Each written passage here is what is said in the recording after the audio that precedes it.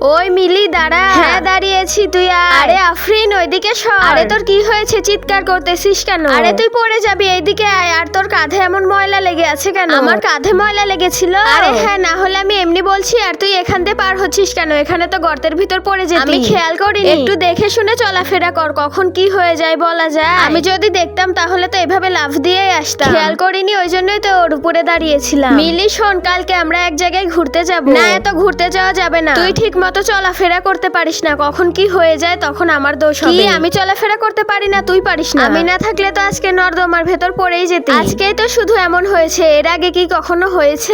তো ঠিক কথা, এর আগে তো কখনো এমন হয়নি। তাহলে তুই এমন করছিস কেন? একদিন একটু ভুল হতেই পারে। আমার ভয় হয় তুই যদি আবার অ্যাক্সিডেন্ট করিস। অ্যাক্সিডেন্ট করব? তুই কি পাগল হয়ে গেছিস? আমি কি এখনো ছোট আছি নাকি? আমি তো বড় হয়ে গেছি, এখন আর অ্যাক্সিডেন্ট করব না। কি বড় হয়েছিস? আমাকে ছাড়া তো চলতেই পারিস না। আজকে আমি না থাকলে তো পড়ে যেতি। বন্ধুরা, তোমরা যদি তোমার মাকে ভালোবেসে থাকো আর এই ছবিটিকে সুন্দর মনে করে থাকো, তাহলে ভিডিওতে একটি লাইক করে চ্যানেলটি সাবস্ক্রাইব করে দাও।